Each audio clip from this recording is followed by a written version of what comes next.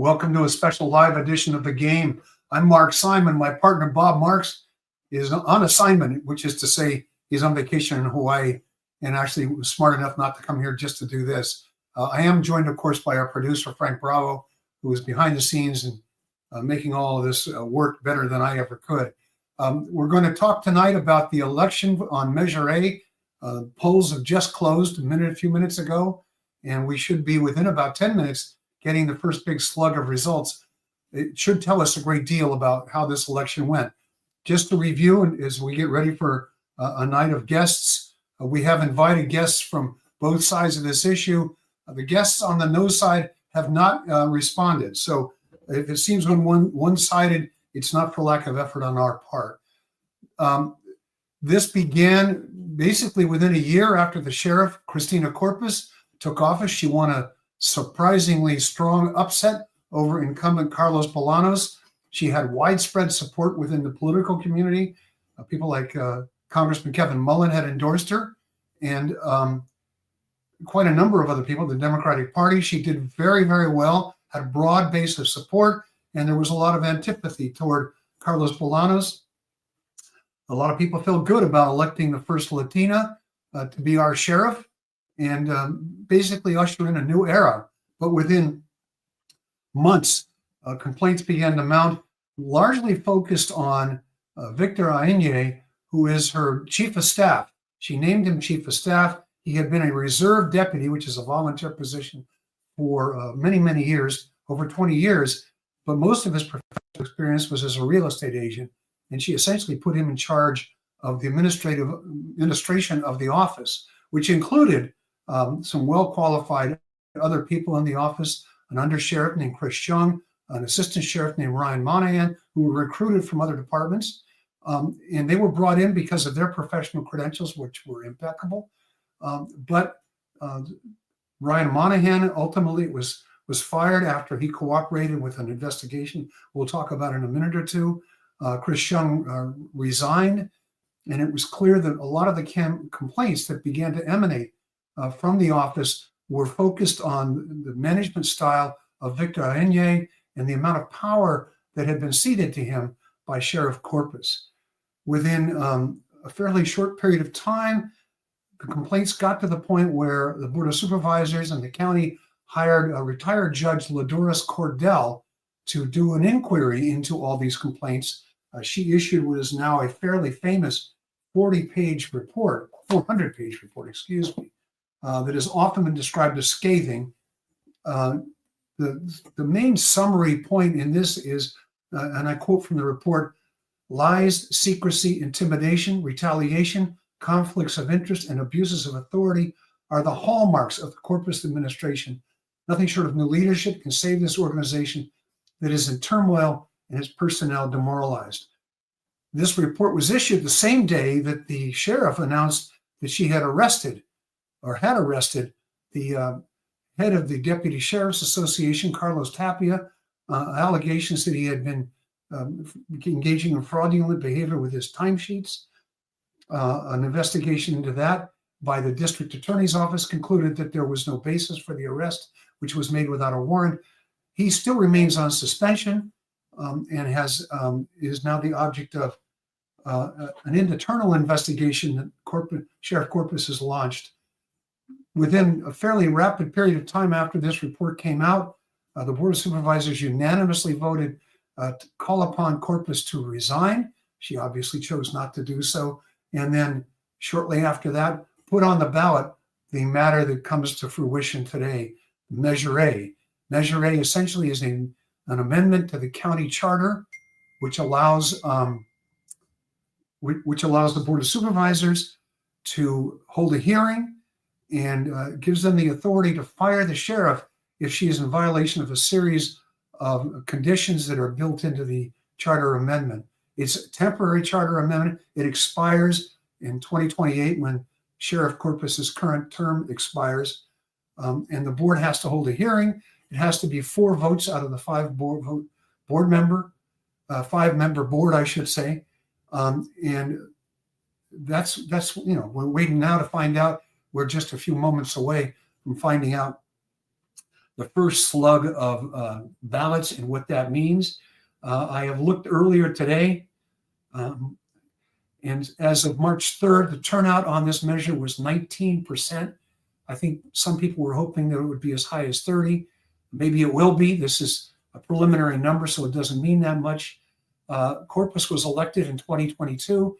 She got 56.9% of the vote, 82,622 votes. It's clear, even if the turnout is up to 30%, that the number of people who will vote in this special Measure A election will be substantially lower than that. And she has been arguing, as have opponents of Measure A, that this is a circumvention of the voters' voice, even though it's a direct vote by the voters. So with that sort of background, we have a couple of people waiting to come on. Let's start, if we can, Frank, with Jon May, the editor of the San Mateo Daily Journal. The Daily Journal has been writing extensively about this, as you would imagine. Hey, how's it going? For John to... It was busy night, although as elections come and go, this one is not the busiest, I suppose. We did get a pizza, though. We got a pizza for election night. So well, that is the tradition, right? Right. Even though there's not a full news staff here. John, you've been writing about politics and government and elections in this county for quite a long time. Give us your sense of how unprecedented is this? Is this something that we've really just never seen before in San Mateo County? Yeah, I mean, I think so. It's always been, what's interesting about the sheriff's office is that ever since Don Horsley left the office, there's been a string of sort of concerns that have come out of that office, but nothing to this extent, in which every elected official, all of the command staff, the sheriff's sergeants and the deputies all have no confidence in an elected official, right? So I think having an elected official being ousted by other elected officials locally is certainly new. There's been some recall efforts. There's been two successful ones, Herb Perez in Foster City and Maurice Goodman and Angelina Cahalan in Millbrae recently. So there is we've seen recalls done in other areas of the Bay Area in recent years, and it's a relatively new tactic. But this is something different. It's not a recall, first of all, but second, it's sort of done in a way that is surprising, I think, to a lot of the people who supported Christina early on, to see sort of the morale unravel in this way. Is it? There are people, the opponents, who say that it should have gone ahead and done a recall. I know you've written in an editorial that this is essentially a referendum on the sheriff. And yes, it may technically not be a recall, but it also may be the way that the county can act more swiftly to remove it. Right. Well, one of the arguments is, don't let don't let them take away your vote. But this is a vote. This is the chance to sort of say it. This is the quickest mechanism that they had. I said in the editorial that there might be room for a change in policy, that a 4/5 vote of the Board of Supervisors might be able to have an expedited recall election in the future. I think that would be worthwhile for one of our local legislators to pursue. But it is a recall would take more time, and I think that people were looking at doing something sooner rather than later. Okay, we do have the first set of results that have been posted by the San Mateo County Elections Office. As you can see, the turnout is slightly below 20%. The yes vote is 85.6%. The no vote, 14.4%, rounding up. We know there are more ballots to be counted, and by about 9 o'clock, they will issue the votes that were turned in at the voting centers throughout the county as they come in. And that could change the numbers. But John, based on your own experience, the yes vote, 75 141. I mentioned in the open of the show that she got 82,622 votes in 2022. So this isn't that far off from the number of votes. What's your first reaction to this, John? I mean, it's I was thinking that it's pretty definitive. It's pretty definitive. The only higher vote count I've ever seen than this would be the vote in Burlingame to rebuild Mills Peninsula Healthcare Center in Burlingame at no cost to voters, and that got 95%. So this is pretty definitive. I think the result will stand. I'm usually, this is the vote by mail. This is the bulk of it. Right. People voting today at the voting centers, there's only one thing to circle. So people are just going to do this at home. I think this is definitely it. There might be some trickling in, but this is the result that this is it. 85.61. It might go down to 80 or something like that, but it's pretty definitive overall. Well, yeah, I mean, the math is very simple. To turn this around, she basically has to get 100%. And there, as your point, there may not be enough votes out there for her to get enough to catch up, even if she got 100% of the votes. I think you have to kind of turn the page now and sort of consider what's next, as far as the, we have to wait for this to be certified, and then you have to have the board have their process, and then figure out who's the next sheriff will be. To that end, we're going to bring in now Charles Stone, former Belmont mayor, an attorney who's actually involved. Hi, Charles. In a lot of this issue, representing some of the people who have filed claims against the county.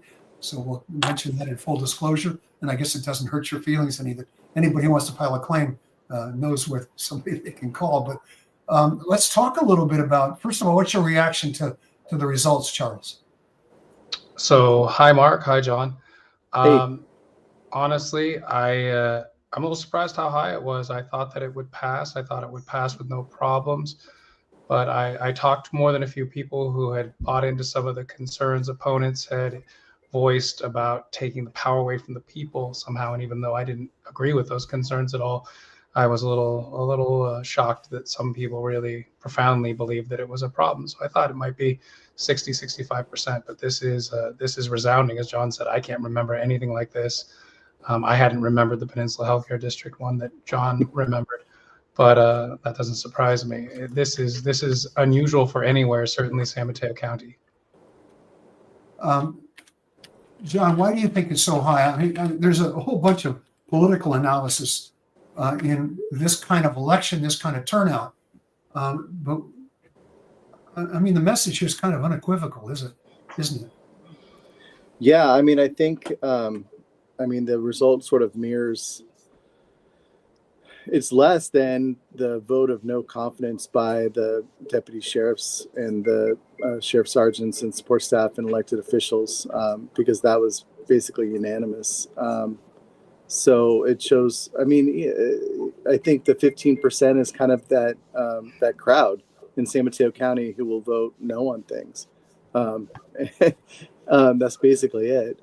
So I think it's pretty strong. If you read the stories that we've written and others have written, even some of the stories on TV news, it's pretty damning. And if you read the Cordell report, I don't know how many voters read the Cordell report, but if you take the time to read the 80 pages of the Cordell report, the first 80 or 120, I think it is, you get an idea of how the sheriff just really has lost the department overall, and a change is needed. So I think that's what voters saw, and that's what they decided to do.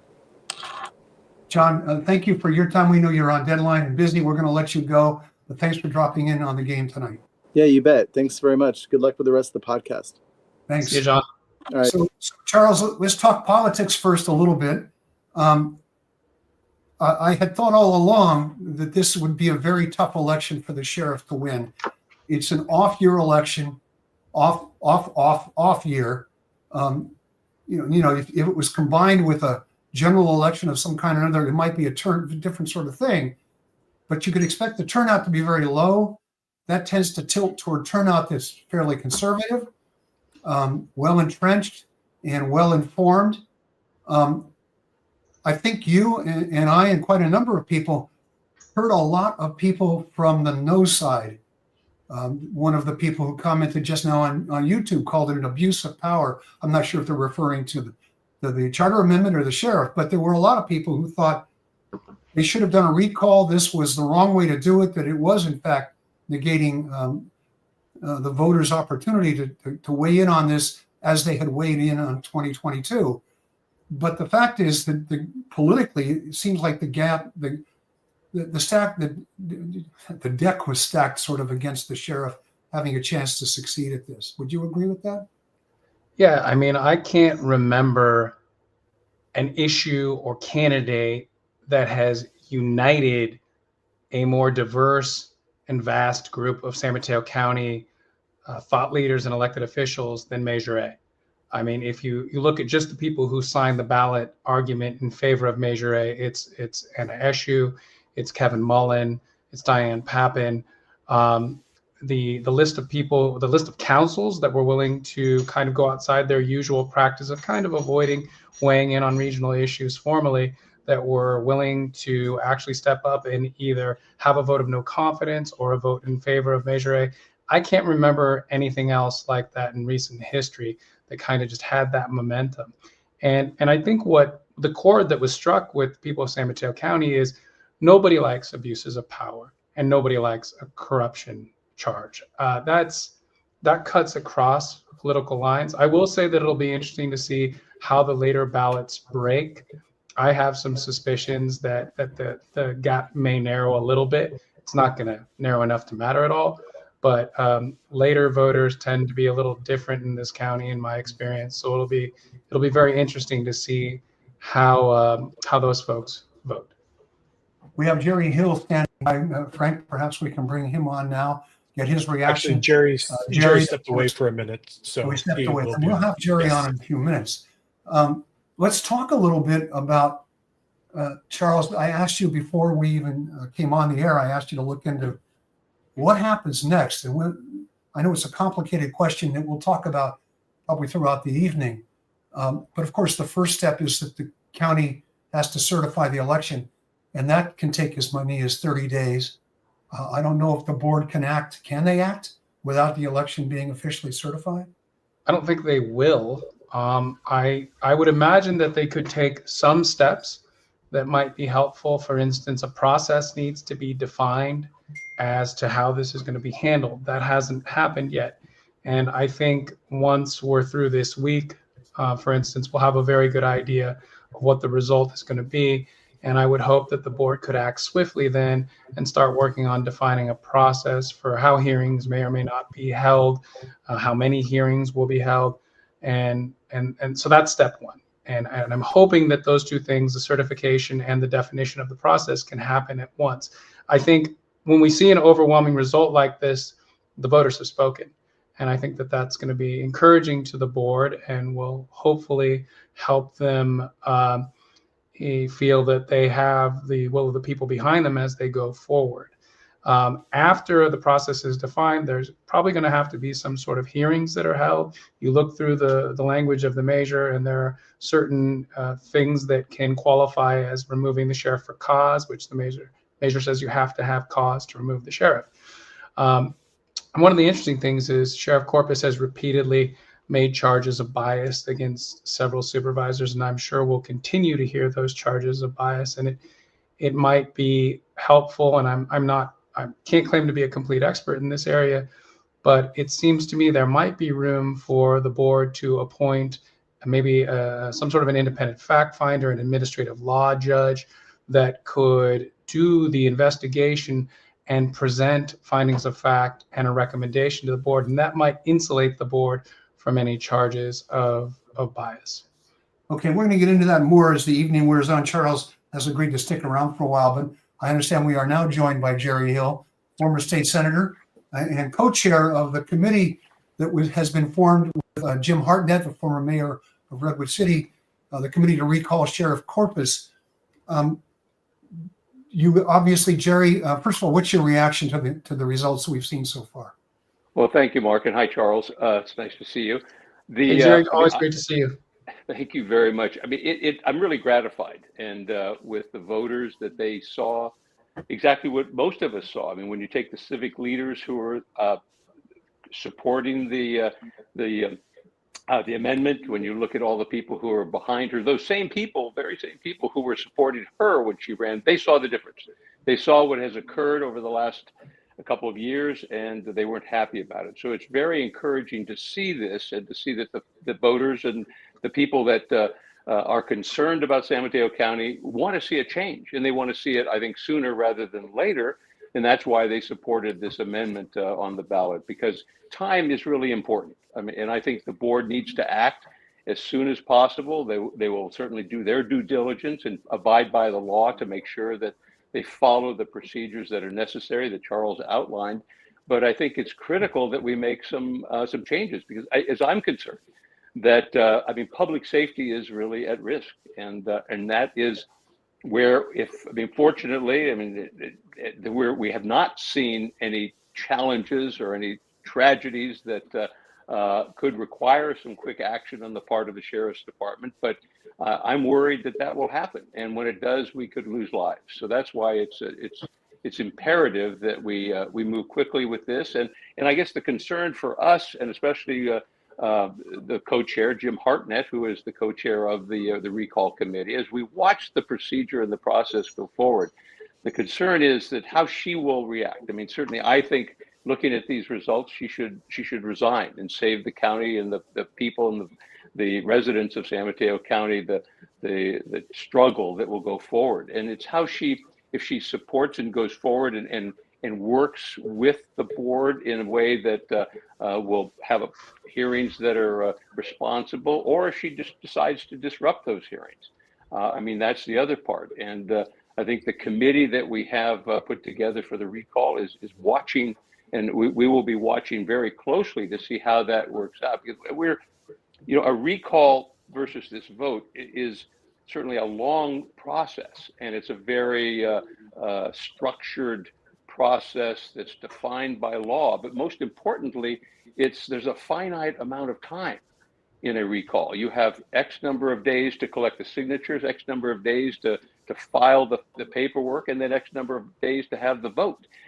And we want to start that clock at the appropriate time, or to give us enough time to really bring it forward to the voters. And so we'll be watching very carefully what happens in the next month or two, and how the board and how the sheriff reacts and acts to this to the amendment, and how they go forward with it. So a recall is not off the table. You guys are going to remain organized. You haven't been doing much, and understandably, there's another measure on the ballot. You were waiting to see what happens. Why wouldn't this be enough to convince you don't need to do a recall?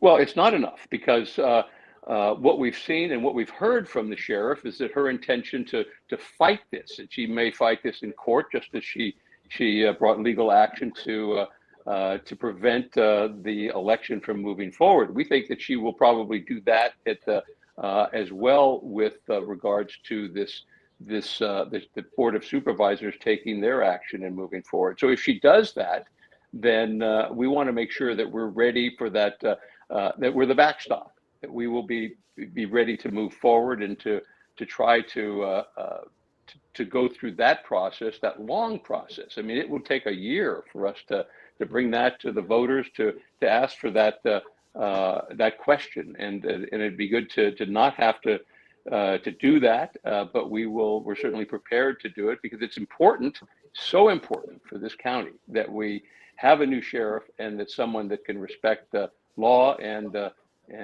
move this county forward. The principal argument against Measure A, and we all heard from people, I think it made some people very nervous, because you both are experienced in the public forum. My experience is the no side tends to be louder, even if they're smaller. And they made a lot of noise. There were a lot of postings pretty consistently from people saying they should have done a recall all along. that was a reflection of the kind of election she faced in 2022. It was a straight up or down vote. Do you think there was a mistake? Because there will be legal challenges to this that would not have occurred if a recall had happened. Do you think it was a mistake to go with this county charter amendment instead of a recall, Jerry? No, I don't think it was a mistake. I think the recall will take, as I mentioned, at least a year for it to go from starting to collect the signatures, filing those initial signatures of voters and registered voters in the county, and then collecting the signatures will take a year. We really don't have that time. I mean, as I mentioned, I'm concerned about that next disaster that hits San Mateo County and the need for effective, honest leadership in the sheriff's office. So I think, and the reason we've been sitting back during this time is we didn't want to confuse the voters. We wanted the voters to be able to, I could just see it as a voter myself. If I voted already, or if I signed the petition for a recall, and someone asks you to do something, I say, well, I already did that. Didn't I already do that? And I think that would create some confusion. So we kind of stepped back to wait and see the results, which are overwhelming tonight, to show that the interests of the residents of this county is really, I think, where we want to be. So I don't think we could have, it should have, because that election would not be, even if we had started early or in this, the election wouldn't be till probably November at the earliest of this year. Can I tack onto that, Mark? Absolutely. Yeah, I would just echo that and thank Jerry and Jim Hartnett for being willing to work so hard on this, because I think in a situation like this, where you have the type of allegations that we're seeing in the Cordell report about conflicts of interest, about abuses of power, stories I've heard about retaliation against the good women and men of the San Mateo County Sheriff's Department, you need a belt and suspenders approach. We all hope that this goes extraordinarily well from here out and that it's an expedited process as fast as it can be legally. We all hope that the sheriff would do the right thing and respect the will of the people and step down, but I don't think that's going to happen. I think she said as much in an interview last night that she intends to fight. I suspect she'll make use of the courts again. I don't think she'll be successful. I hope she's not. But as long as she's in that position, you're going to see, I think, more and more people walk away from that office. And it's an office that already had staffing problems. And this is a huge enterprise. I don't think people understand how much of the county the sheriff's office covers and the support services that they provide to even the local police departments. We can't have some sort of a crisis situation happen and have had 40% of the department resign or walk away or retire because they refuse to work under this sheriff. We simply can't have that. So the belt and suspenders approach of making sure that one or the other of these approaches will work was the only way I think we could do this. It should be noted, somewhere in the neighborhood of 160-something% of the sheriff's staff have resigned since Sheriff Corpus took office. Now, some of them were going to retire, some of them were going to move on to other jobs, but still, the sheriff has made quite a show of having filled a great number of those vacancies. But as was ably reported by Anna Mata in the San Mateo Daily Journal, it just about evens out, that the shortfall in personnel that existed when she took office exists to the same extent now. She has brought in new people, most of whom are still being trained, many of whom will not stay. They'll wash out for one reason or another. But the crisis about hiring remains a real problem there. Jerry, you're a former member of the Board of Supervisors. If you were on the board now, what would you be doing tomorrow? What would you be telling your colleagues to do tomorrow? Well, the main message to me is we have to get started. So we need to have a blueprint and a plan going forward that with really an expedited plan to make sure that we can, without shortcutting, but to make sure that we cover all the bases and start the process to do this. I mean, there were a lot of questions, as we all heard, that, recall is the way we should go. That's what the voters want. And you can't change this. This is law that about recalling or removing an elected official. But, the Board of Supervisors in San Mateo County is a charter county. So, I mean, the charter is our constitution, and really the voters can change that constitution. And they did, and they are voting today to make a decision on the sheriff and moving forward. So I think the board needs to start working to try to make the case to basically themselves in a fair and responsible manner, bring forth the evidence, and then have the vote. But hopefully it'll be sooner rather than later would be my goal, and that's where I would be pushing it. Charles, let's talk about that a little bit. Starting with, as I mentioned at the top of the show, you are representing people who have, from the sheriff's office, who have filed claims against the county, which is the first step in filing a lawsuit. Well, one of the things I wonder about is however long it takes for the board to act, and we could be looking at mid to late summer before they maybe even hold hearings or certainly make any judgment. So we're talking about several months, or at least a few months.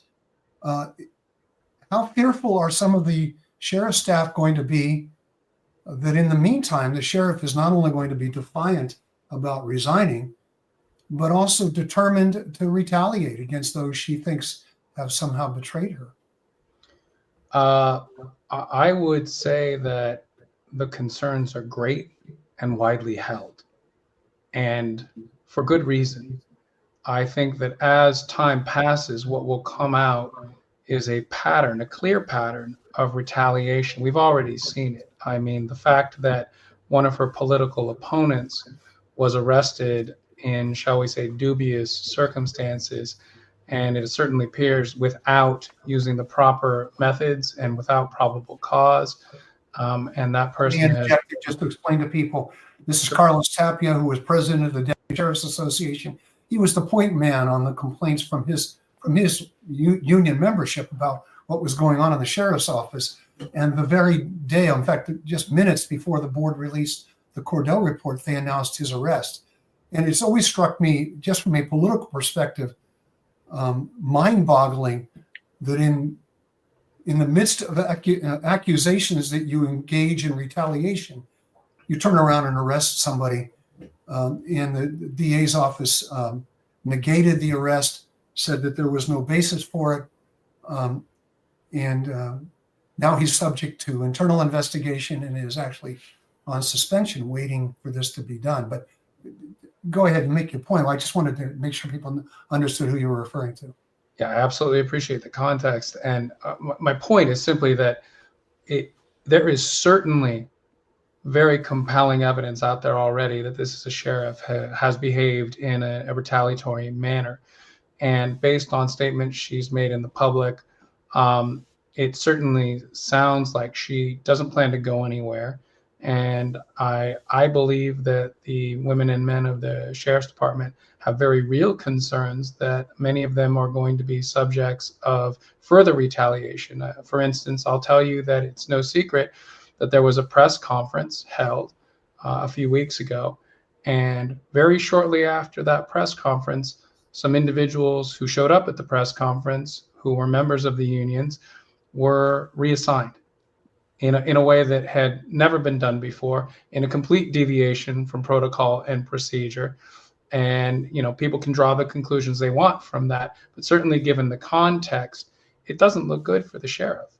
And it's really unfair too, because these women and men have every right to speak out about what they see as abuses of power, and they have every right to exercise their First Amendment rights insofar as Measure A goes. And to do things in such close conjunction, Mark, again, kind of mystifies me. If you're being accused of retaliatory behavior, it just boggles my mind that you would continue to behave in ways that could certainly be construed as retaliatory. Let's talk a little bit more about the next steps for the board. Let's assume that they wait until the election has been certified, which would make a lot of sense, even though it means time.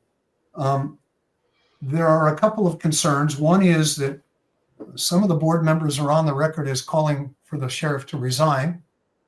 Some of them endorsed Measure A. Based on her behavior up to now, the sheriff has already filed at least one lawsuit. We expect more to come. And the question is, what does the board have to do to establish that this process is credible? Charles, you first, and then Jerry, if you could respond to that as well.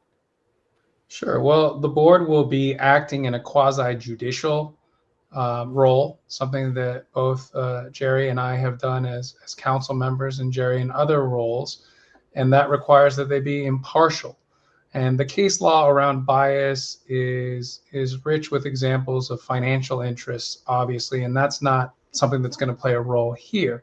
The question is, do statements by certain supervisors about asking the sheriff to resign, or accusations that she's been less than truthful about circumstances in which she terminated the assistant sheriff, for instance, those may be real questions, but as I alluded to earlier, and I'm not an expert, although I know a little bit about this, I wonder if the board can't appoint an independent fact finder or administrative law judge to conduct the investigation, make findings of fact, and then bring a recommendation forward. That might insulate the board from these charges. That assumes that that some sort of a bias that would matter could be proven, and I'm not even sure that's going to be the case. What's important in hearings like this is that you can walk into the hearing and hear the evidence without bias. Most of the evidence is out there, I think. There may be some new things that develop, but this isn't going to be new stuff that's presented.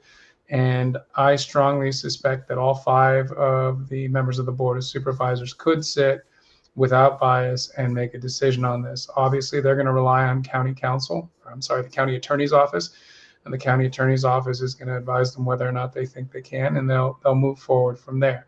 But I'm really hopeful that there's a way forward that's fast, whether it's all 5 of them sitting, or whether it's the appointment of some sort of independent fact finder. I think the most important thing for the county and the women and the men of the sheriff's department is that this happen in an expedited fashion. That's one concern. The other is in a way that survives a challenge in the courts. So you're going to have competing tensions between those 2 goals, and that's the rub. Jerry, if you were on the board, would you want the board to sit as the quasi-judicial body, or would you look for an independent sort of investigation? And I guess the question is, why doesn't the Cordell report qualify as that already? Well, I think that and Charles explained that perfectly, that the challenge of a board or a council or whatever agency you're working under or elected to be part of, you have to take sometimes those quasi-judicial positions and make decisions related to that. And I think, as I've always done, is you kind of divorce yourself of the issue at the time that you're going through the fact finding, just as you would as a juror. And I believe you can do that. I mean, I've been able to do that in the past and start from scratch and listen to the evidence and make a decision based on whatever my personal opinion was before. Now, whether that stands up in court as an independent or a rehabilitated elected official to make that decision, I don't know. But I think it's certainly possible for all of them to listen to the evidence and move forward and make a valid, fair, honest decision on that without prejudice. But whether that'll stand up, that's the question. And I think Charles's idea of an independent person, I think, is to do the fact finding and present that with an opinion is a very good approach that they may look at, I would think. Charles, didn't we do that already? Wasn't that what the Cordell report was supposed to be? To some extent, absolutely. But I think when you look at the language of the measure, right. I think that the board is going to be expected to hold some hearings and listen to some evidence, whether that's simply retired Judge Cordell presenting what she found or not. I don't know, but are they expecting witnesses to be sworn, for instance? That would be something that, there's a due process concern is I guess what I'm getting at, right? And if there's one thing I learned in government, I'm sure Jerry did as well, it's that nobody's more cautious than a public entity attorney. They are some of the most cautious people in the world. And so I can't speak to it for sure, but I would be shocked if the county attorney's office isn't going to give advice that is calculated to protect against not the 1 out of 10 risk, but the 1 out of 100 risk. And so they're going to want to have this thing buttoned up such that it sticks in court. And so they may want to give the sheriff the opportunity to come give sworn testimony in order to protect against concerns in the future that the court may say, hey, you didn't follow due process. She didn't have a chance to confront her accusers and present her side of the issues. I think that the board's probably going to want to do that to make sure that we don't end up, to me, after such an outpouring of support for this measure, the worst possible case scenario would be if the board handled this in such a way that it got overturned in court. Now, thankfully, we would have Jerry and Jim Hartnett waiting in the background to move forward with the belt or the suspenders, whichever one you want to make them out to be, and try to get that recall on. But again, as Jerry said, there are timing rules around that, and it's a sprint. It's a sprint. It's a lot of effort, and it's a lot of money. We certainly don't want to have to do that if we don't have to. So I strongly suspect that the board is going to want to give her an opportunity to come forward, take the oath, and give testimony under penalty of perjury. Whether or not she'll do that, I think will speak volumes about how much she really believes in the strength of her case. For instance, if she's given the opportunity to give sworn testimony and declines to do so, well, we all know, you're not supposed to use the Fifth Amendment against anyone, but I think in the court of public opinion, that's going to speak volumes. Well, we do know the Board of Supervisors has subpoena power, and I know there are at least one or two members of the board who are eager to use it in this context. And one of the knocks on the Cordell report is that the information she gathered was not sworn testimony. The great bulk of it was anonymous. In fact, the only one we all know participated without being anonymous was Assistant Sheriff Ryan Monahan, and the result of that was that the sheriff fired him. Right. And Mike Callaghy had to reinstate him in anticipation of potential lawsuits, and that really precipitated a lot of the high-profile nature of this crisis. So the question then is, Charles, and this is an unfair question, but I'll go ahead and ask it. What's your best assessment of whether or not this can survive a legal challenge, this actual vote on Measure A, and whether or not it was a legal process? So first off, this is not novel ground, and that's not unusual for San Mateo County, as we all know. San Mateo County rarely likes to be the first county to do something.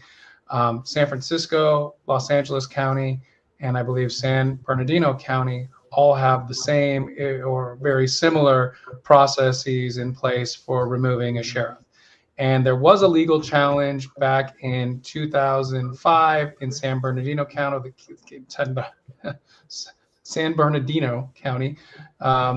January 2005. The case is called Penrod, and people brought this argument that this was not constitutional because it wasn't held in the right part of the cycle, right? We've heard that argument here as well, that this needed to be done in a general election.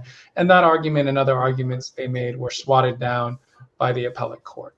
So there's no certainties in the law. I always tell clients that, but it would be unusual to me if this didn't survive that same legal challenge up here. The bias issues, well, certainly she's made it very clear she's going to go that route as well. That's a little bit different. That's not addressed in that decision, but there's a vast body of case law out there addressing what sorts of things have to be proven to achieve success on a bias argument. And I have every confidence that the county attorney's office is very familiar with all those cases and is going to instruct the board to proceed in a way that insulates them from liability for any bias as well. So I guess if you're asking me for an assessment, I'll give you a 75, 80% chance that this survives any legal challenge. Jerry, let's talk a little bit about, oh, go ahead, Jerry. No, I was just going to say, Mark, that I think Charles is right that San Mateo County sometimes is not on the cutting edge being out there in front, but when they do take on a case or an issue, it is research. The county counsel's office is superb, excellent, extremely professional and knowledgeable in doing it the right way. So if they're taking kind of experience or directions from those previous cases, I think they're going to be able to do it in a way that will certainly withstand some of those legal challenges that'll come forward, because they are so professional and so thoughtful in these approaches. And I think really in a short while, they may wait until the election is certified, but I think they will immediately have a process in place that they have analyzed, studied, and looked at the past history of some of those cases to define what the role and what the process should be.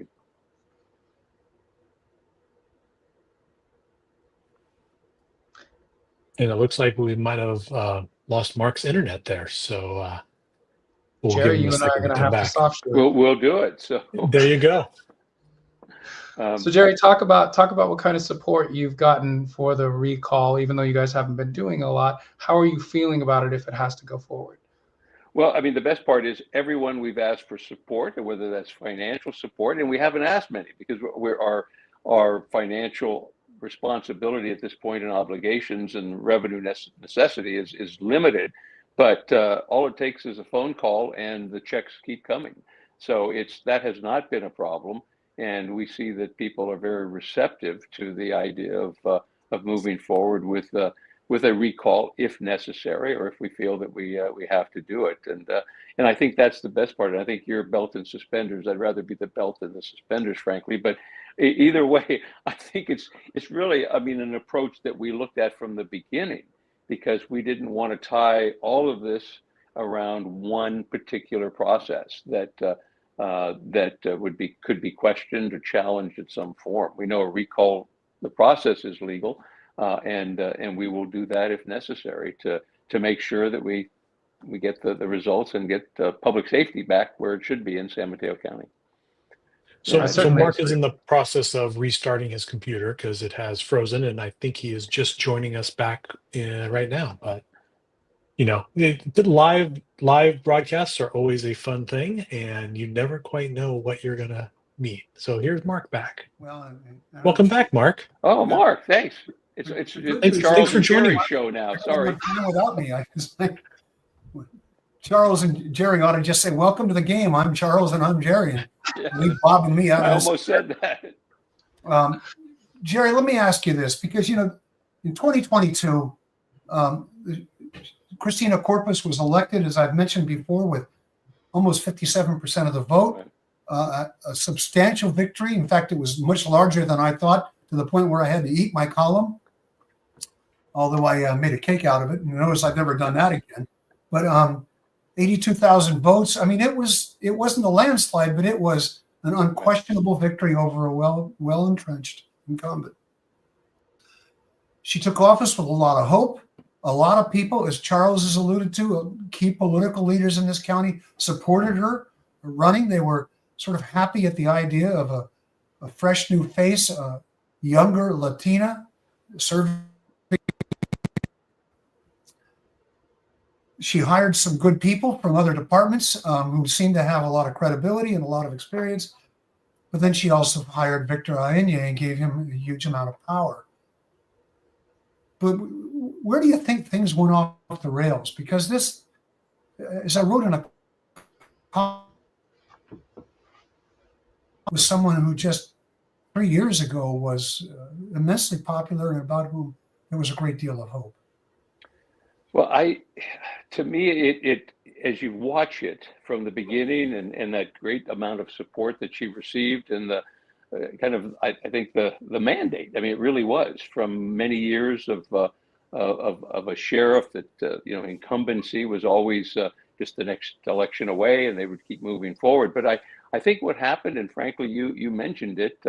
I think she's been manipulated. I think she has taken advice from someone who did not have and does not have her best interests at heart, and nor the best interests of the sheriff's department and the county. And I think that's really what has happened. If you if you take advice or listen to someone consistently kind of leading you down a path and trying to convince, and in some cases successfully convincing, that that's the way you should be operating and running your department, and you are the boss no matter what, I think we're seeing the results of that. And I think it's sad, because it didn't have to be that way. And I think that's really what the problem is that we've seen, and that's where the direction changed, was from that point on.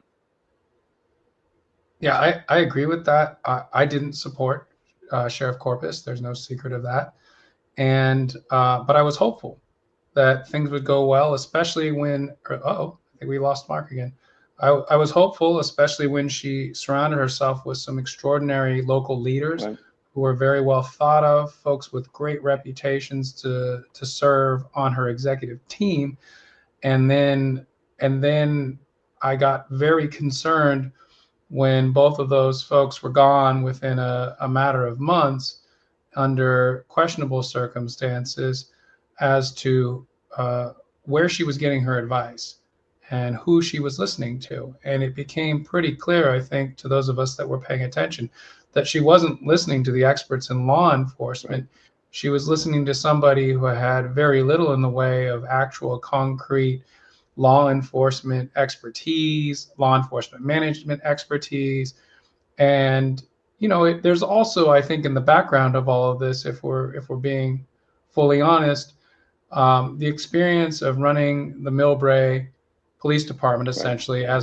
as the contract entity for the Millbrae law enforcement is a lot different than running the entire sheriff's department. Millbrae is a tiny town, no disrespect to Millbrae, small town. Its problems are very different from a lot of the county, and it's only, you know, so many sworn personnel. I would hazard a guess it's probably 20-25 sworn personnel, if that. The sheriff's department is corrections, hundreds of sworn personnel, all kinds of administrative stuff, dealing with the board of supervisors, the county executive. And I do wonder how much of this has to do with the sheriff hadn't had much direct experience with that level, and maybe that may have made her more susceptible to manipulation. Right. I would agree with that, Charles, because I think we can see that you know, her level of experience was not related to the jail or to the courts or to the range or all of the other things that you have to deal with, the civil aspects in the sheriff's office. And I think that when you don't know, and then you don't rely on those who do know, and you take advice from someone who doesn't know, you run into problems. And I think that's exactly what occurred. And it took her down a path that once it started, and I think that's really the indicator, once she started seeing problems, it's almost like you double down on that. And that's what she kept doing and doing and doing, rather than looking at, seeing where she could improve, or did I make a mistake here? Should I be going in a different direction? What can I learn from this?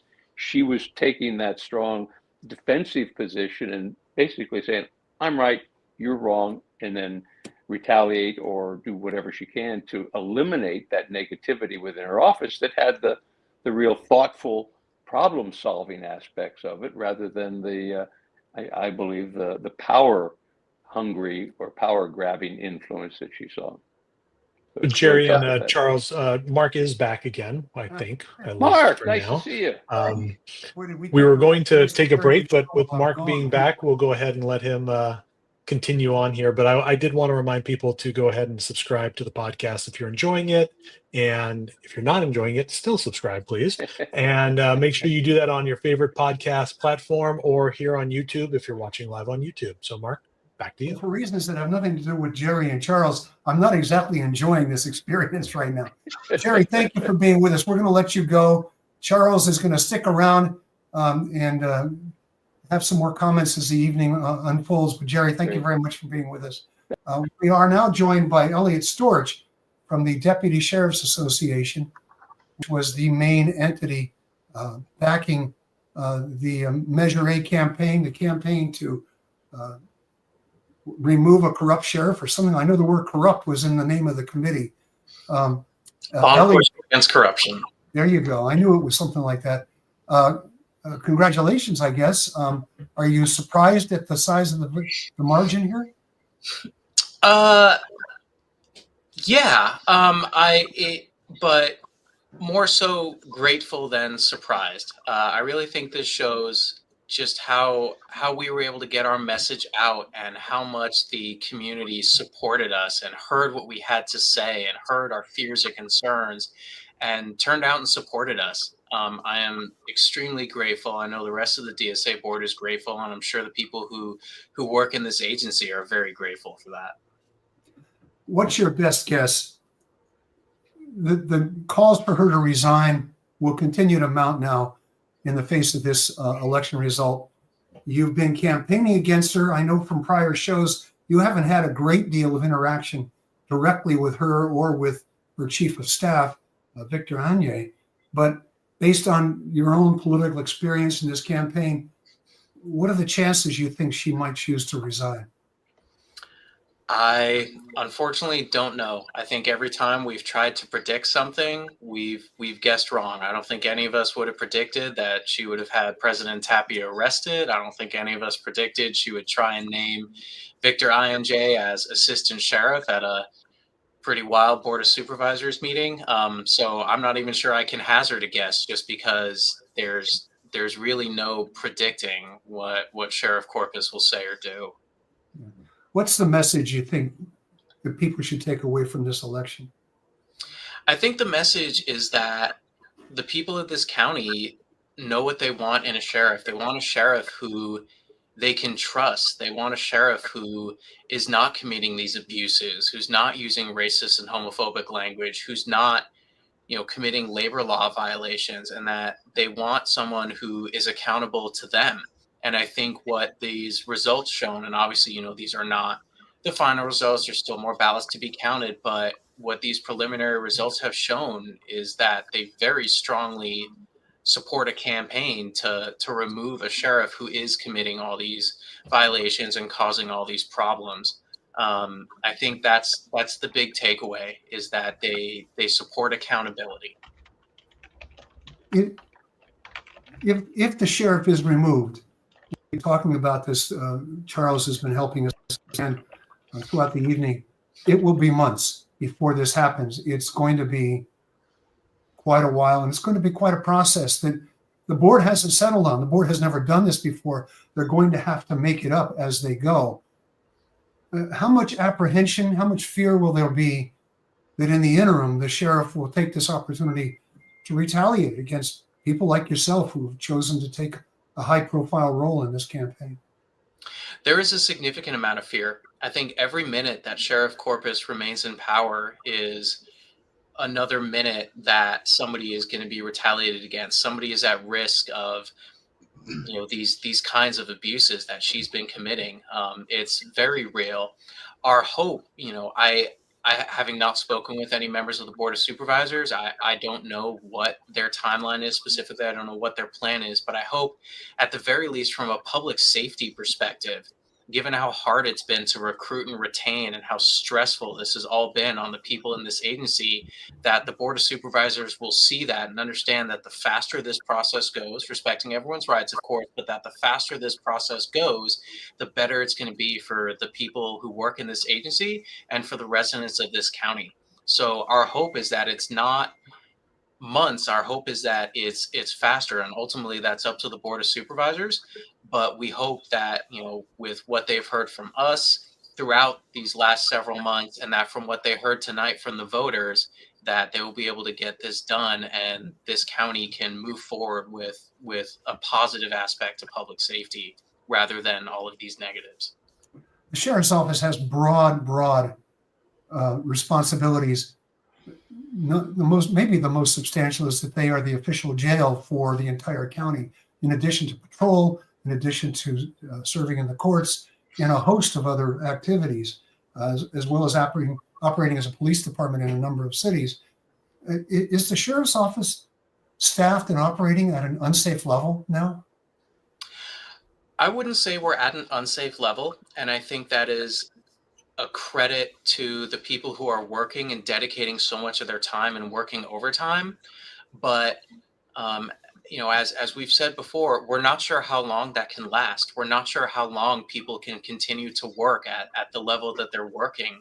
Burnout is a real thing in this profession, and even more so when there's so much stress and such a lack of leadership coming from the top. And that's another thing that I think is important for the Board of Supervisors to hear and understand, is that, the faster that Sheriff Corpus leaves, the faster that she is removed, resigns, however it happens, the sooner we can get back to recruiting, retaining, getting top talent back at this agency, and getting staffing levels up to a point where people aren't having to work so much overtime and aren't having to devote so much of their lives to keeping everything running.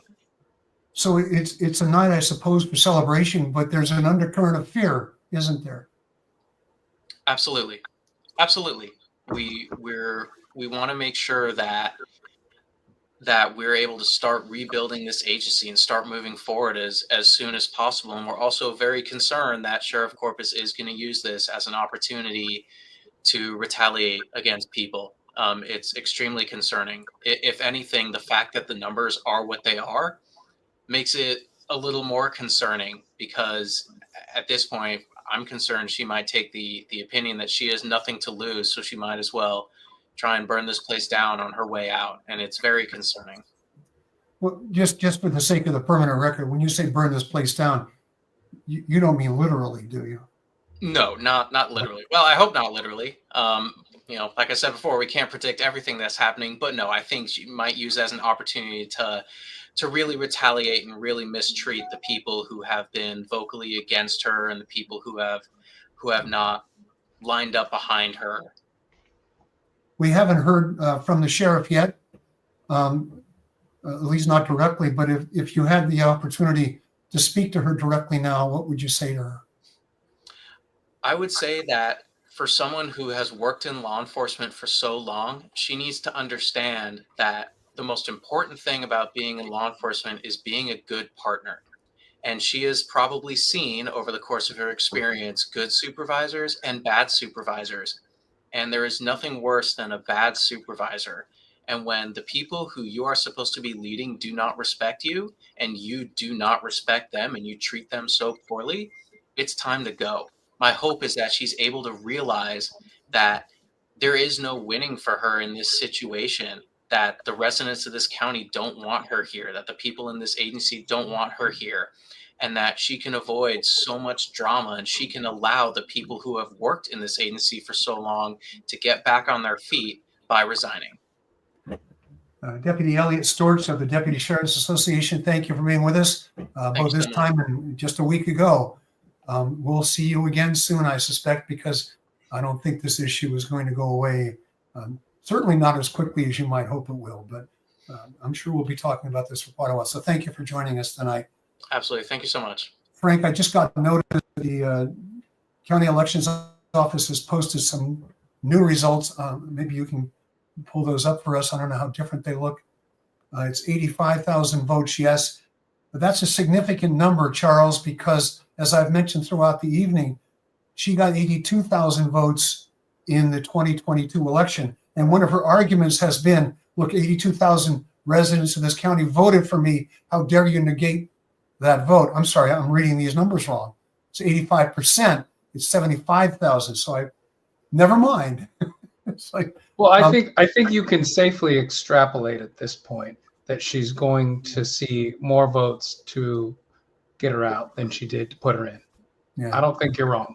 Well, we'll see. We are now joined by a couple of people who've been waist deep in this campaign. Julie Lind from the San Mateo County Central Labor Council and John Whitehurst from BMWL consulting firm, which was the primary consultant on the Yes on A campaign. John and Julie, welcome. Great. Thanks, Mark, for having us. Good to be here. So Mark has been having internet problems tonight, which is the great thing about doing something live online. And it looks like he might be locked up again. Oh, no. So I'm getting used to it at this point, Frank. Do you want me to keep going? Does that mean I need to go home? Like, can I leave? Is that you need to stay because why are you so mean to me? I thought we were friends. We're totally friends. I mean, you text me all the time, you know. Whatever. You guys are so great. mean. So welcome to the game with Charles Stone. We're in our second hour here, and before Julie and John continue, I just want to make sure that people realize, we've mentioned this a couple of times during the show, that we have invited the sheriff on. We have invited the No on Measure A people on as well. representatives, and they have yet to accept that. But we will continue to try as this process plays out, because we want to make sure that we're showing a fair and equal opportunity to everybody. I also, before I turn this back over to Charles, want to remind people to subscribe to the podcast or here on YouTube if you're watching live, so that you don't miss an episode, or you can visit thegamepeninsula.com for more details. So, Charles, I appreciate you stepping in as the temporary host of the game. Thanks, Frank. So, John and Julie, first question: are you surprised by the results tonight? I mean, look, we polled early on, and as Julie knows, we were astounded at our level of support in the beginning. But it was about 70, and the fact that we've outpolled the poll is phenomenal. It's a great testament to the work of Julie Labor Council and also the DSA and all the volunteers that really pitched in and went out there and campaigned. That's a good campaign effort. Julie? You should never take a campaign for granted, no matter what information you have, right? Like we've been burned in the past, but I had many conversations today with other folks about how are you feeling? What are you thinking about 810?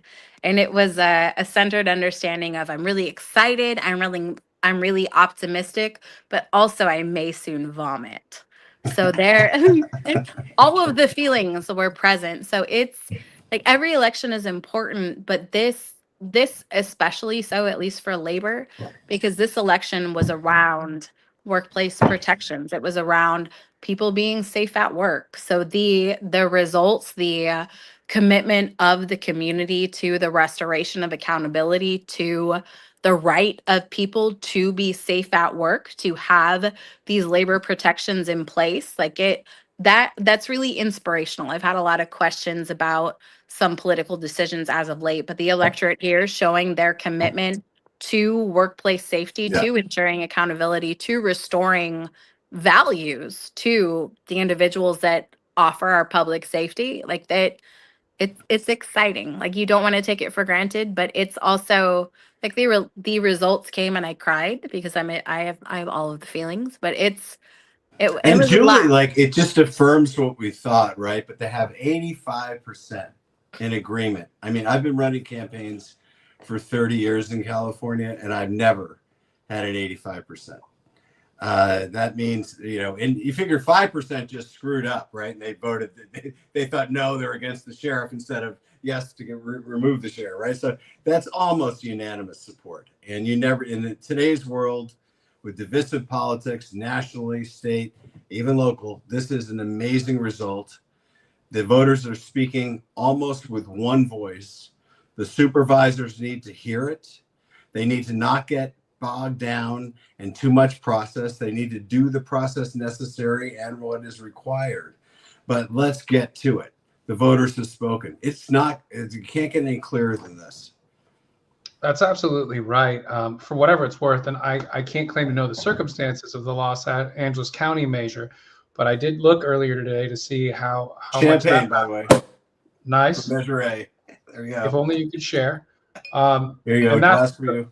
When Los Angeles County put this on the ballot, it passed by 71%, which I thought was an extraordinary result, right?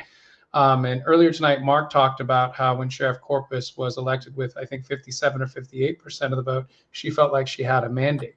And we're the three of us so attuned to this stuff that we see a 58%, a 60% result, and we're pretty impressed by that. At least I am usually, right? That's a pretty good win, 60%. 85% is just unheard of. It's just unheard of. So never had it. You two have to be feeling pretty good, and you should feel pretty good. John, you talked about it a little bit right there, and it's something Mark's been asking me about tonight. But talk a little bit more about the feelings that you're hearing in terms of the DSA and the OSS, and what you're hearing from the folks you've talked to about what comes next and what people would like to see. I mean, because the vote was so resounding, and I will show you, I could show you the media reports. There's so much media on it. There's great clarity in the county. This is not something that people are wishy-washy about. This is not something that people were like undecided and had to grapple with. People want this sheriff out. The longer she stays, the more it costs people, the more it's going to politically cost if the soups don't move with haste. I mean, it's got to go. It needs to go quickly. I think you've heard from DSA folks and their concerns, and those are big concerns, not just for personnel, but for the general safety of the county. I think you've heard from Julie about, you know, the actual workers and the real stuff that's happening in that department. So there's a lot at stake. There's a lot at stake, and you shouldn't take this lightly. I fear for the politicians if they don't move fast, because you know, voters are one way, and they're moving, and they want the politicians to move. I think that's the big message. What's the old saying? Politics is the art of disappointing your supporters at a rate they can absorb. This is not one of those instances where you want to disappoint too much, right? No, this is not one of those instances. No. Julie, maybe you want to take a second to tell folks, about what the San Mateo County Central Labor Council does and how you got involved in this. Thank you. So the Labor Council is an umbrella organization for all of the labor unions in San Mateo County. We represent 102 affiliate unions and about 95,000 members and their families countywide. And so how I got involved in this, I actually got a phone call from a colleague of mine within the labor movement who had a relationship with President Tappy and the DSA, who had reached out to me, had shared some of the challenges the office was going through. We had a conversation and we had the discussion of, okay, where to from here? But that was in maybe August.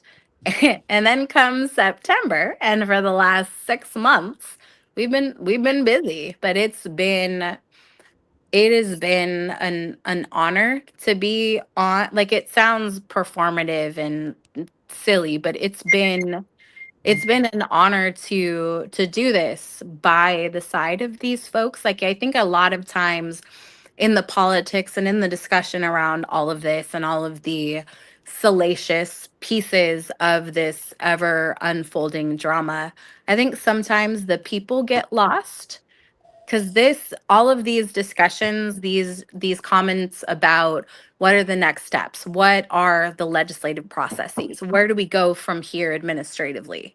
These are still people every day who are saying, I'm not safe at work. These are individuals just running the gamut of all the different positions that they hold within the sheriff's office saying, I need help. I'm not okay. Things here are not okay.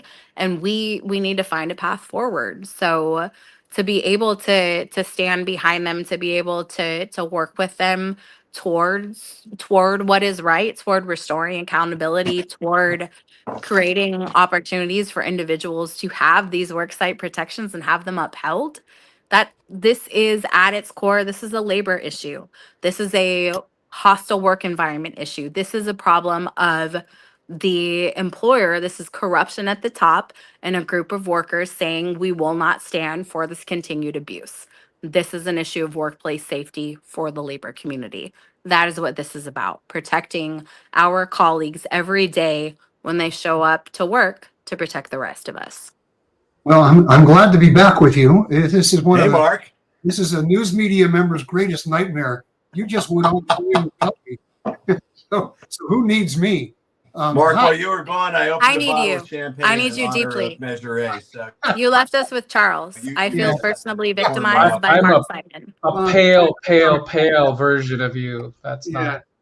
John, I apologize if you've already talked about this, but we've talked from the beginning. You actually, we talked a little bit about some polling you did, and my guess is that this would actually outperformed that initial poll. I remember it was somewhere in the 70s, and now we're more like in the mid 80s. Yeah. What's the takeaway from this?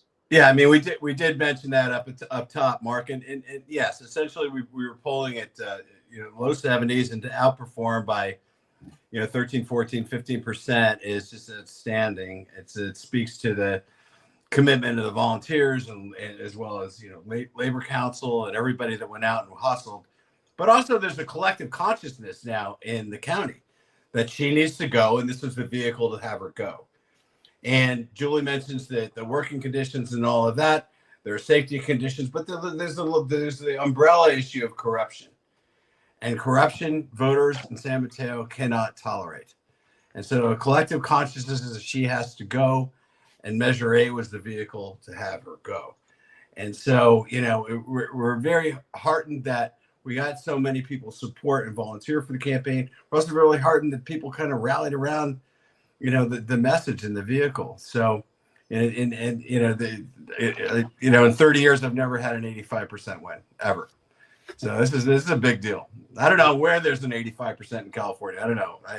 You tell me.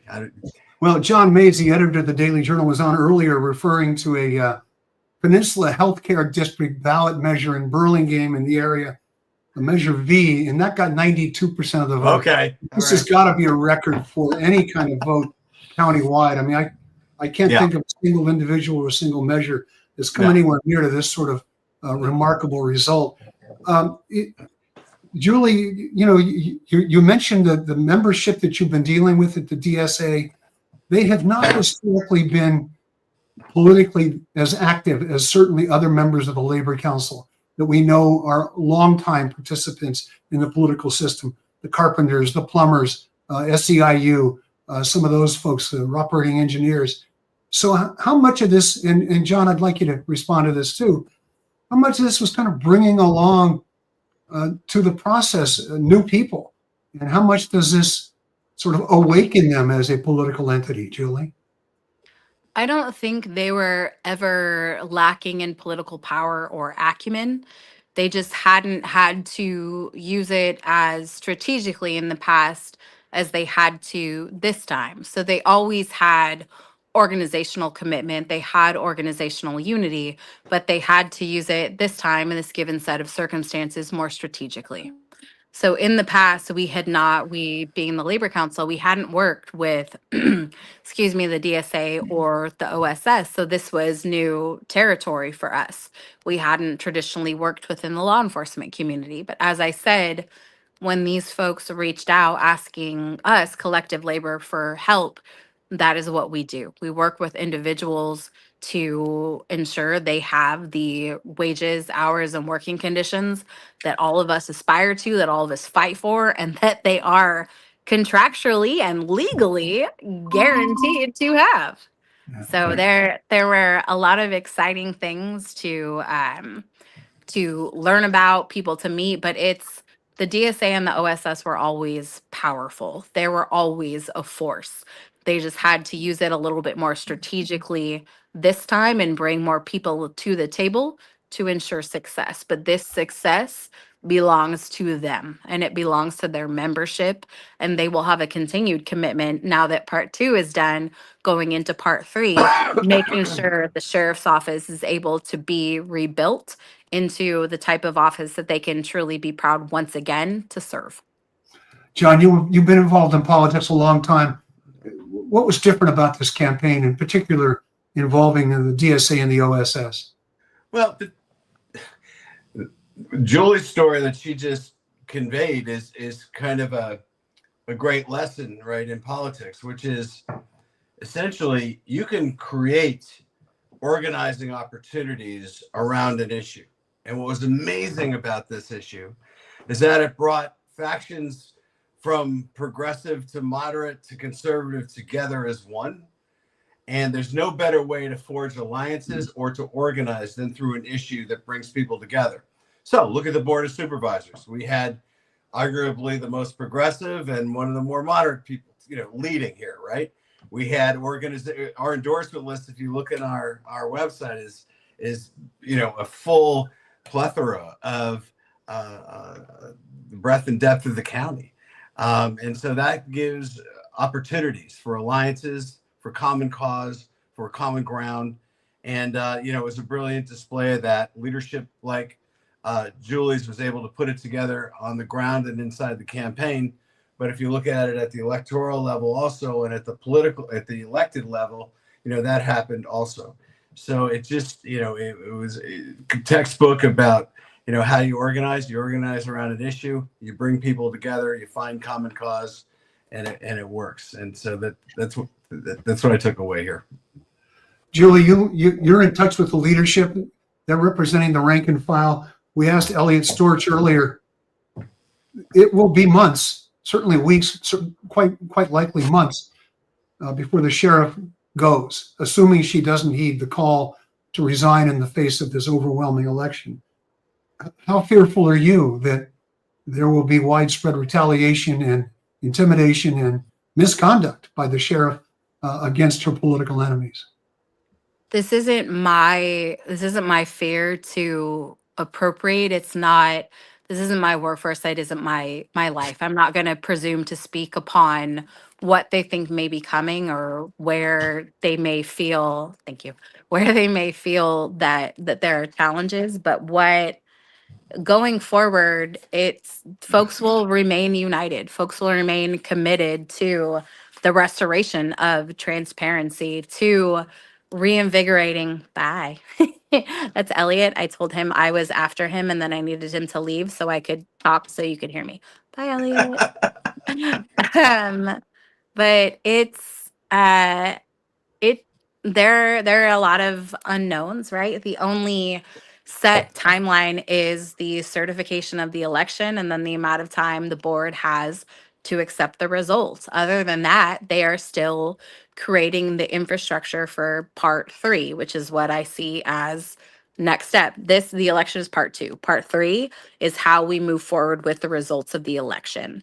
So it's the members, Elliot, any of our other DSA or OSS folks that come in, they can tell their own stories relative to the challenges and the fears they have with the work site. But right now, I think really the focus is, okay, accept the win, revel in the win, and then come together with that same level of commitment to moving forward with the next piece of the process, because the ultimate goal is rebuilding the sheriff's office and making it once again a place that they can be proud to work, that they can lift up as their employer, rather than something they look at and going, I'm really scared to go. I don't know what's going to happen to me, but I need to feed my family, so I'm going to do it anyway.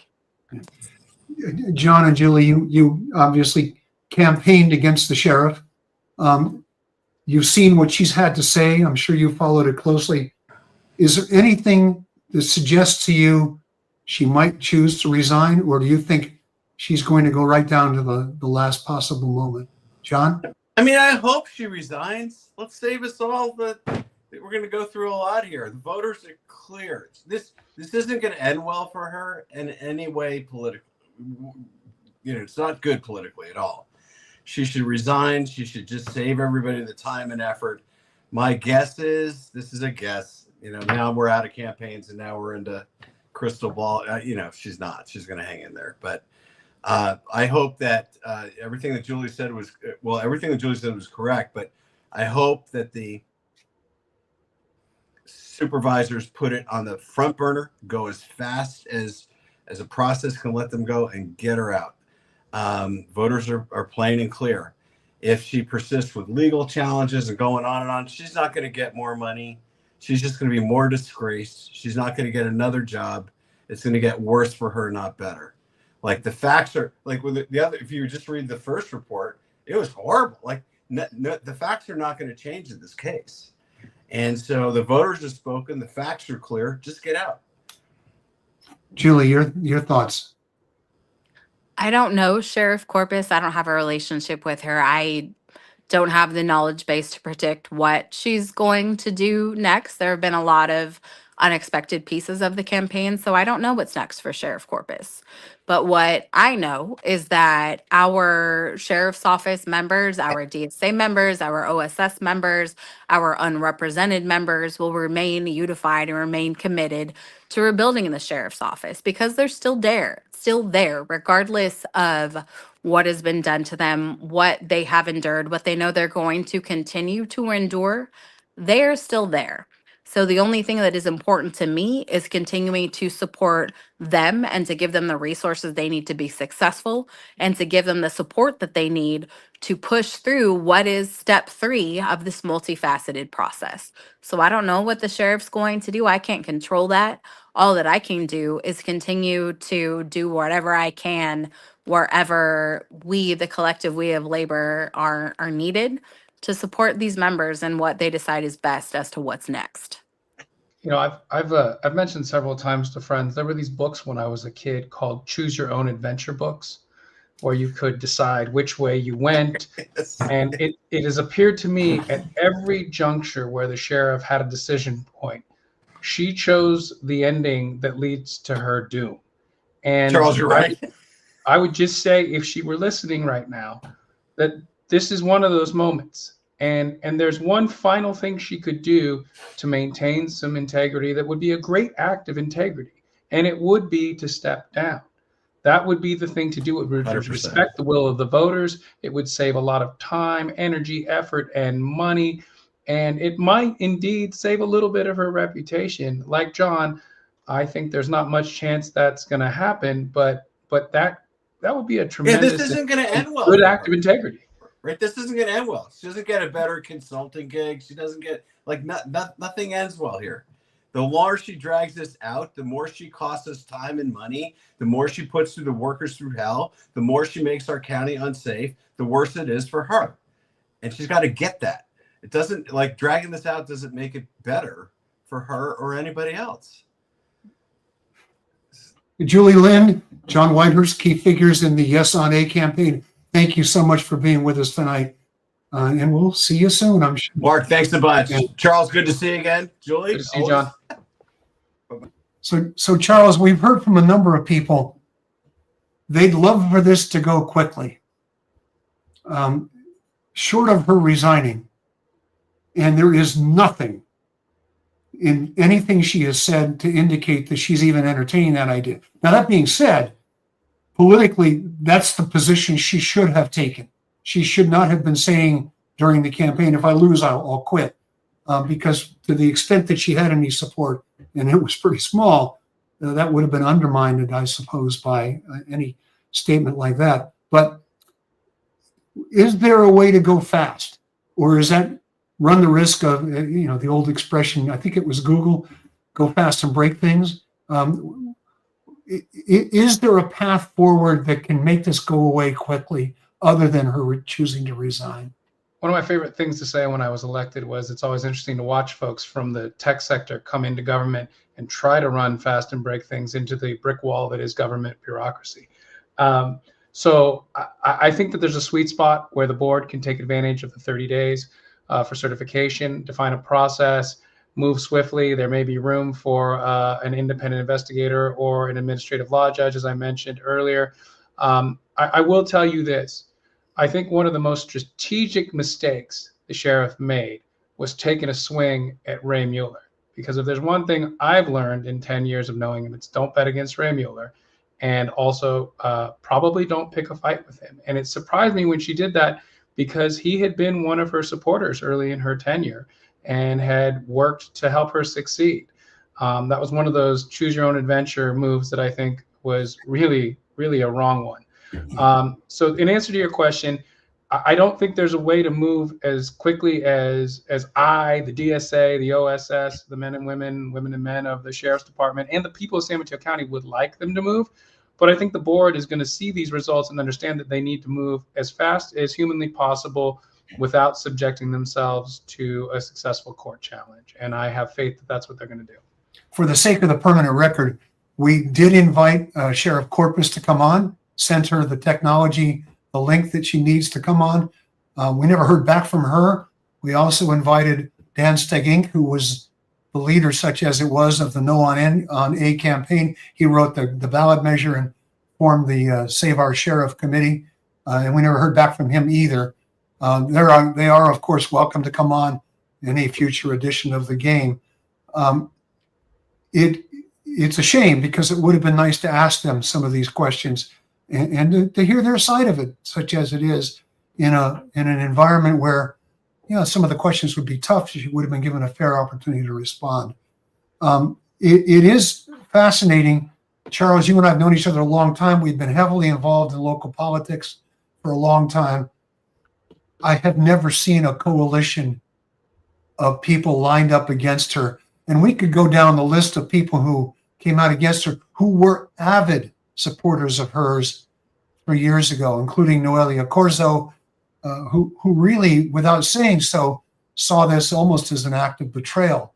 And there were a lot of people whose feelings were genuinely hurt by how poorly this turned out. And I guess you don't recover from that. I mean, the county, has had its own share of political divisions. In this county, it's more about moderates versus progressives.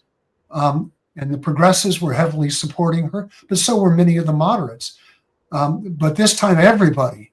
I mean, there were some people on that list of supporters that surprised me, that were willing to actually say she should go, not just abstaining on a vote like the Democratic Central Committee, the Latinx Democratic Committee. This is really unprecedented in terms of political clout behind one position, isn't it? I've never seen anything like it in the 40 or so years I've been paying attention. It's unheard of, as we talked about earlier.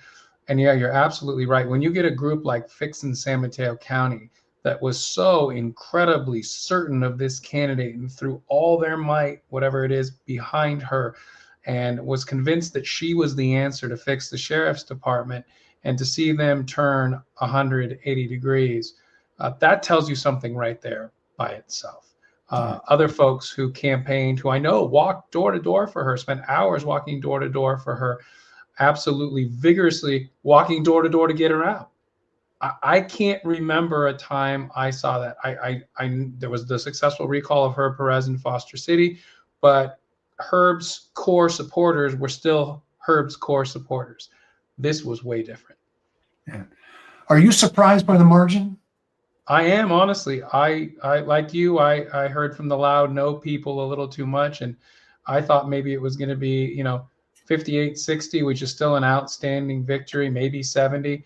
I did not anticipate 85%, and who knows, could be higher. But like I said earlier, and this is really in the weeds and political geek stuff, but progressives tend to vote late in San Mateo County. I don't know what this means in this election, though.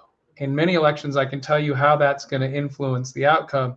In this particular one, I can't tell you which way that's going to drive the results, whether it's going to drive it up or down or not make a difference. But it will be interesting to see. I mean, if this thing cracks 90, that would just be incredible. It's already incredible. That would be unheard of. We mentioned early on when you first joined our show, and thank you for doing so, that you are representing some of the claimants against the county, which is a precursor to filing a lawsuit because the county routinely denies the claims. How big is this problem going to be for the county?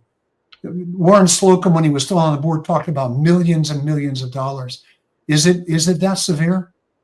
Well, you took the words right out of my mouth, because I was going to pull the Warren Slocum quote, and you beat me to it. Can you ever remember a time where you saw a sitting member of an elected body remark from the dais out loud publicly an admission that somebody was doing things that was gonna cost that agency millions of dollars? That was amazing to me. My jaw hit the floor. I don't represent Carlos Tapia, and so I'm comfortable talking about his case because I don't represent him. And for those who don't know, Mark was good about providing context earlier. Carlos Tapia is the president of the Deputy Sheriff's Association and was arrested under very curious and suspicious circumstances and then exonerated by the DA's office. His lawsuit, in my mind, alone is worth millions and millions of dollars. And there are tens of other folks who have been shuffled around, denied the resources they've needed, fired for very suspicious reasons. And all of that is actionable. Even if you are, let's say hypothetically, you were simply reassigned or demoted or fired, but somehow kept your salary, there's still damage to your reputation. There's damage to your career path. In some cases, there's loss of a pension that people were counting on. all of these damages can be enormous for the county. So that's a very long-winded way of saying, yeah, I think the county has a real problem already. And the sooner that she can be out, the sooner they stop the bleeding. And so that's another reason why I think you'll see the board move with all due haste, is because they have to know at this point that this sheriff is a litigation nightmare. She has done nothing but establish the context needed to convince juries that indeed acts that may have seemed benign before were retaliatory. We just got a statement from Fix in San Mateo County describing this election as an historic step toward accountability and transparency in law enforcement. The board now has the authority to remove the sheriff, ensuring that no one is above the law. This victory marks a turning point for our community, and we commend the residents of San Mateo County for demanding meaningful reform. Just sort of briefly, if you can, what are her legal options? She's already filed a suit. She did make accusations that Mike Callaghy, the county manager, had interfered in her office improperly, and there's an investigation going on as regards that. It's been delayed because the person they first hired turned out to have to recuse himself from this issue. Put yourself in the shoes of her attorney. Putting aside the fact that you undoubtedly would advise her to resign, what are her options? Well, listen, it's always difficult to put yourself in the shoes of another attorney who has access to information you don't have. So I'll start off by saying that, and I'll speak about it in the hypothetical. Yeah. If I had a client in a similar situation, the first thing I would do would be to try to avoid them giving any testimony under oath. Based on what I know about the situation, in situations like that, I think most attorneys are going to try to avoid having a client like that sworn in to give testimony. That's number one. Number two, I'm in a dicey situation here, Mark, because I certainly don't want to give any thoughts that might give her attorneys ideas. I really don't want to do that. Yeah.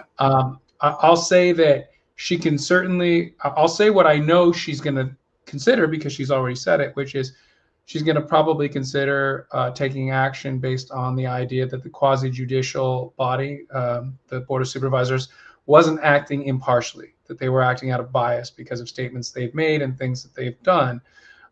She'll take a crack at that. Whether or not she can succeed on that, I don't know. I don't think so, but it's not impossible. I suspect she'll try to take another crack at somehow this is unconstitutional, although the Penrod decision certainly seems to say that it's completely within a county's ambit of choices to put this on the ballot and let the people decide if they want to give the board the power to remove the sheriff. And I think in Los Angeles and San Bernardino, I could be wrong, but I think it's permanent. I don't think they were sunsetting the power like the Board of Supervisors in San Mateo County is. So that would seem to be an even stronger position for the board. So I think you can anticipate those types of challenges. What else she might try, I don't know. It's an odd thing to do in San Mateo County to attack someone like Mike Callaghy, who has such a good reputation, who goes out of his way to try to please everyone. Honestly, I think. I don't think anyone would disagree with me on that. Mike Callaghy is the type of leader who really wants to try not to disappoint people and to try to bring everyone into a big tent. And I don't know many folks who have a better reputation than he does. So for the sheriff to decide that the move was, whoever advised her, that the move here is to attack Mike Callaghy, that was bad advice, in my opinion. That was really bad advice. Well, one of the characteristics of this entire episode is that she seems to be getting bad advice and then listening to it.